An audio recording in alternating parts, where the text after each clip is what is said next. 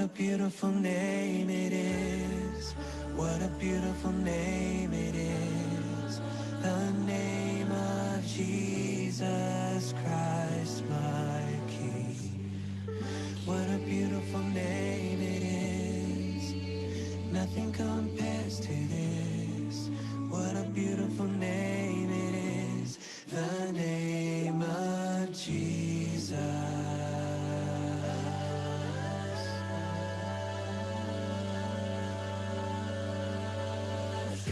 You didn't want heaven without us, but Jesus, you brought heaven down.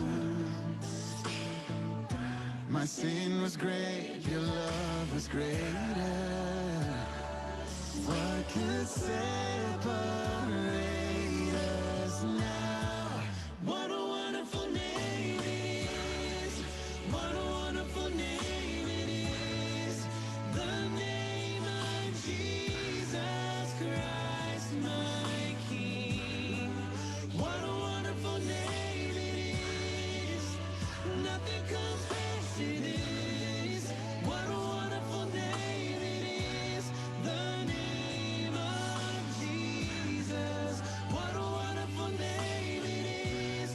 The name of Jesus.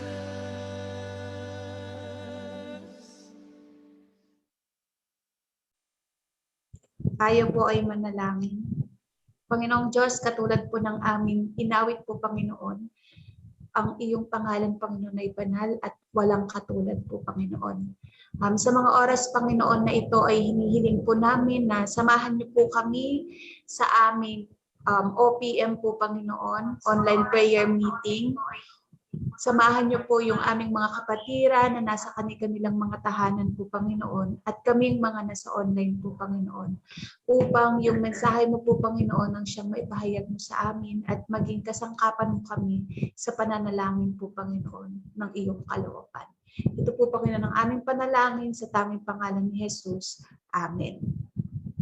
Para po sa ating pagbasa ng banal na kasulatan, matatagpuan po natin sa Isaiah, kabanatang 10, doon po sa talatang 1 hanggang talatang 6. Noong taon na ang Asdod ay salakayin at sakupin ng pinakamataas na general na sinugo ni Haring Sargon ng Assyria, sinabi ni Yahweh kay Isaiah na anak ni Amos, hubarin mo ang iyong damit, panluksa, at pag-alis ka ng sandalyas. Gayon nga ang ginawa ni Isaiah at lumakad siyang hubad at nakayapak. Pagkatapos, sinabi ni Yahweh kung paano ang lingkod kong si Isaiah ay 3 taong lumalakad na hubad at nakayapak bilang tanda ng mga mangyayari sa Ehipto at Ethiopia. Gayon din bibihagi ng hari ng Assyria ang mga Ehipsyo at mga taga-Ethiopia. Matanda't batay kakalad ka ring nakayapak at hubad na ang mga pigi ay nakalabas. O anong laking kahihiyan sa Ehipto. Dahil dito'y manlulumo at masisiraan ng loob ang lahat ng nagtiwala sa Ethiopia na kanilang inaasahan at sa Ehipto na kanilang ipinagmamalaki. Sa araw na iyon, sasabihin ng mga naninirahan sa baybaying dagat, tingnan ninyo ang nangyari sa mga bansang ating inaasahan. Sila pa naman ang inaasahan nating magtatanggol sa atin laban sa hari ng Assyria. Paano na tayo makakaligtas ngayon? Pinagpala ng Panginoon ang pagkakabasa ng kanyang mga salita. Sandali po tayong manalangin bago po sa ating pagbubulay-bulay ng salita.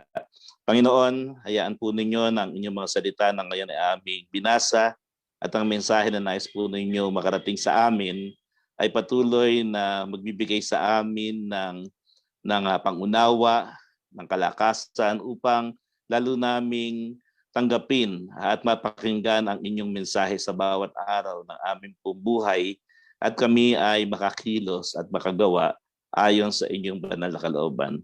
Pangunahan niyo kami sa aming pagbubulay-bulay ng inyong mga salita sa pangalan ni Kristo Jesus. Amen. Mga kapatid, ang pinaka-title po dito sa ating kasama ni Jesus na devotion ay makinig at kumilos. No? At yun po yung gusto ko ring gamitin na pinaka-titulo natin sa atin pong maikling pag-aaral sa araw na ito. At ang pinaka-talatang susi, yung pinaka-key verse po natin ay dito po sa Isaiah verses 2 and 3 ng Isaiah chapter 20. Ulitin po natin. No? Sinabi ni Yahweh kay Isaiah na anak ni Amos, hubarin mo ang iyong damit, panduksa, at mag-alis ka ng sandalyas. Gayon nga ang ginawa ni Isaiah at lumakad siyang hubad at nakayapak. Verse 3, pagkatapos nito, sinabi ni Yahweh kung paanong ang lingkod kong si Isaiah ay 3 taong lumalakad, nahubad at nakayapak bilang tanda ng mga mangyayari sa Ehipto at Ethiopia. So maliwanag po dito sa 2 talatang ito na meron pong maselan na pinagawa ang ating Panginoon kay Propeta Isaias.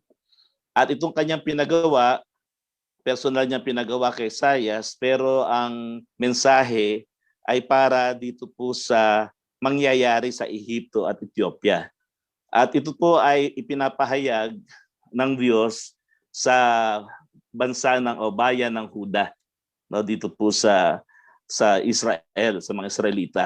At itong 2 lipi doon sa bayan ng Huda ang sinasabihan niya na pakinggan itong mensaheng ito. Bakit? Sapagkat ito pong bansang ito ng mga Israelita ay umaasa sila na sa pamamagitan nitong Ehipto at ang Ethiopia, kapag dumating yung pananalakay ng Assyria, sila ay puprotektahan.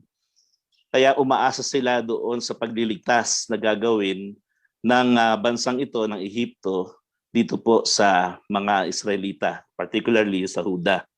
At ito po yung mensahe ng Diyos sa kanila, na ganito ang mangyayari. Kaya nga yung ginawa niyang pagpapaalis ng damit kay Propeta Isaias at ng kanyang panyapak, ito po ay isang simbolismo. Pero sabi nga 3 taon ito pinagawa kay Isaias. At tingnan ho natin yung ginawa dito ng Isaias. Kaya maliwanag ko katulad ng ating title, si Isaias ay nakinig at kumilos, no, doon sa iniutos ng Diyos. No? So ito yung tanong natin, ano ang ginawa ni Isaias sa iniutos ng Diyos sa kanya? At makikita ho natin dito na siya ay nakinig at sumunod at kumilos.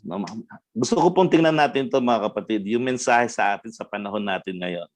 Ang Diyos ay patuloy pa rin pong nagpapahayag ng kanyang kalooban. Ang Diyos ay nagsasalita. Kaya nga kapag tayo ay nananalangin, hindi lamang tayo nagbabasa ng salita ng Diyos at nananalangin, kundi pinapakinggan din natin yung mensahe ng Diyos para sa atin. At kung minsan, kulang ho ang tao, yung mga mananampalataya, doon sa tunay na pakikinig. No? At hindi ho natin lubusang napapakinggan yung mga inuutos ng Panginoon. Kaya nga minsan sa pagsunod natin, hindi na rin tayo nakakasunod ng ganap. No? Merong pagkukulang doon sa ating pagsunod. Bagamat sa ating puso, gusto natin talagang sumunod sa Panginoon. Pero mahalaga ho yung pakikinig, yung revelation ng Panginoon. Sa pagbabasa natin ng Biblia, minsan meron siyang ipinapahayag na kinakailangan nating maunawaan yon. At tanungin natin ng Panginoon, ano po ang gagawin ko dito sa mensaheng ito na inilalagay niyo sa aking puso? Kaya kahit sa atin pong panalanginan, katulad dito sa OPM, nakikinig ho tayo doon sa mga inilalagay ng Panginoon sa ating puso, mga tao, mga pangyayari sa ating paligid. Ito po yung mga current events na nangyayari, hindi ho yung mga historical na, kundi yung ano ang nagaganap sa ating paligid ngayon, sa mga kapatid natin, sa ibang mga tao, na inilalagay ng Panginoon sa ating puso na meron siyang iniutos sa dapat natin papakinggan at dapat nating sundin at dapat tayong tunay na makakilos. Kaya meron pong ilang mga aral lamang dito na gusto kong bigyan ng diin. Una, ano ang aral na nais ipahiwatig sa atin ito? Nabanggit ko na po, makinig, maigi, no? Sa ipinapagawa ng Diyos. Paano ba yung pakikinig na maigi? Kapag meron pong kapahayagan ng Diyos, kinakailangan patuloy tayong manalangin at tanongin natin, Panginoon, bigyan mo ng liwanag, no? Yung iyong iniutos sa akin, gusto kong makinig, gusto kong maunawaan yung iyong naisabihin. At dito, makikita ho natin na hindi madali yung iniutos ng Diyos kay Isaias. Kasi ang pinapagawa sa kanya ay maghubad, tanggalin yung kanyang damit at tanggalin yung kanyang panyapak at sa 3 taon siya ay maglalakad na ganoon ang kanyang kalagayan. No, merong mensaheng gustong ipahayag ang Panginoon, pero ang magsasakripisyo dito sa mensaheng ito ay walang iba kundi si Propeta Isaias. Kaya nga, kapag merong ipinapahayag ang Diyos sa atin, kung minsan kinakailangan nating pakinggan maigi. No, para sa ating pagkilos, tama yung kilos na ating gagawin. At dito, agad sumunod. No, tingnan natin yun po yung una. Makinig maigi sa pinapagawa ng Diyos. Pangalawa, minsan, no, hindi natin nauunawaan kaagad ang kalooban ng Diyos. Kagaya nito, yung inuutos sa Kanya, madali bang gawin yun? Minsan sa atin din, meron tayong mga kapahayagan na sinasabi ng Panginoon na puntahan mo itong taong ito, o kaya kausapin itong taong ito, ipanalangin mo itong taong ito, o kaya meron kang gagawin na dapat mong gawin, pero hindi mo gustong gawin dahil parang hindi naman ito hindi mo ito kayang gawin. No? Pero sabi nga, maaaring hindi mo kaagad nauunawaan. Pero naniniwala po ako kapag ang Diyos ay nag-utos sa atin, lalo na kapag ito ay hindi naman in conflict sa kanyang salita. Halimbawa, simpleng kapag kausap sa taong hindi mo dati kinakausap, lalo na yung mga nakagawa sa iyo ng hindi mabuti, o kaya mga taong matagal mo nang hindi nakikita. Maaaring sa panahon ngayon ng pandemya ay sinasabi ng Panginoon, naaalala mo siya. Hindi lang basta pinaalala sa iyo yun. Meron kang pagkilos na gagawin. Kaya tanungin mo ang Panginoon, Panginoon, ano pong ibig sabihin nito? No, bakit po ninyo pinaalala sa akin itong aking kaibigan na matagal ko nang hindi nakikita? Kamusta na kaya siya? So ibig sabihin nun, pwede mo siyang tawagan, pwede mo siyang i-text, no, i-message para makakilos ka. Kaya sabi dito, maaaring hindi mo ito kaagad maunawaan, pero magtiwala ka sa Diyos, no? At sumunod ka pa rin. So yun po yung pangalawang bagay na pinapakita sa atin dito na ginawa rin ni Propeta Isaias. At yung pangatlo, sabi nga ay makinig at kumilos. No? Iba ho yung meron na tayong damdaming sumunod, pero yung pagkilos, that's another thing. No, minsan yung pagkilos nga natin kinakailangan prompt agad.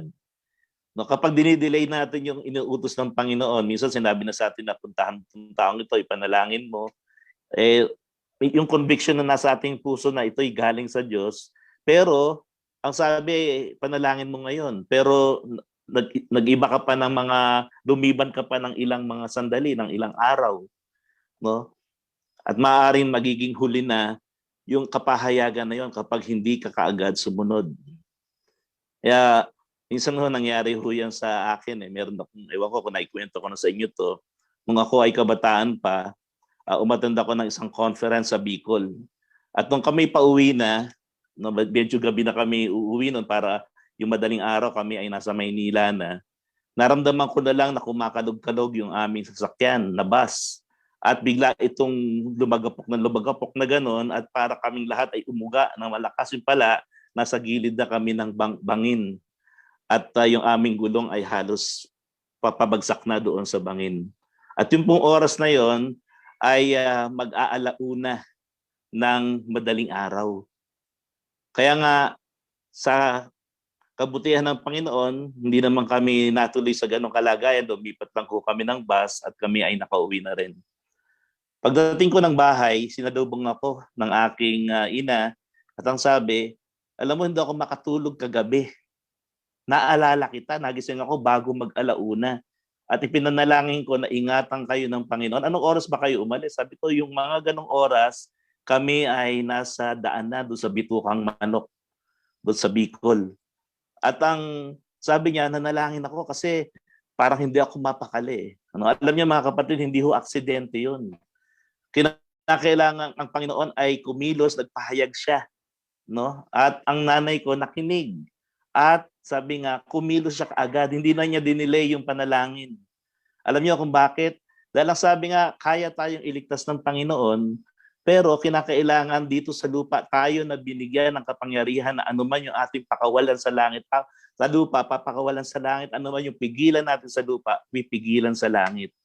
Kaya, ibinlas ng Panginoon yung aming biyahe na malayo kami sa anumang uri ng aksidente. At yun ay nangyari, nakarating ho yung panalangin na yun. Dahil tayo ang binigyan ng kapangyarihan dito. Kaya nga, kinakailangan tayong nananalangin para yung ating sasabihin na kalooban ng Diyos ay mangyari po dito sa lupa. No? Kaya kailangan yung pagsunod natin, yung pagkilos kaagad. Kaya tinanong ninyo si Moses, na mahahati ba yung dagat na pula kung hindi siya sumunod sa sinabi ng Panginoon, itaas mo lang yung iyong tungkod. At nung itinaas ni Moses yung kanyang tungkod, ano po nangyari? Himala, nahati ang tubig. Kaya yung first step sa atin po yun, na mga tao dito, lalo na tayong mga anak ng Diyos, tayong mga tagapamagitan.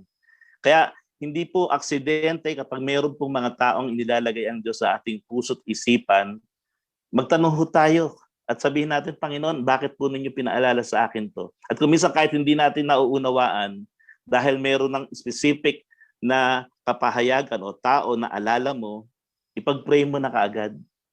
No?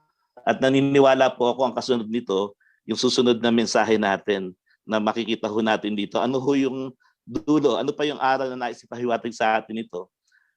Pag tayo nakinig at kumilos, sabi, mararanasan mo ang mga kahanga-hang mga bagay na hindi mo inaasahan. Minsan hindi mo to alam Pero meron na lang biglang magpapatotoo.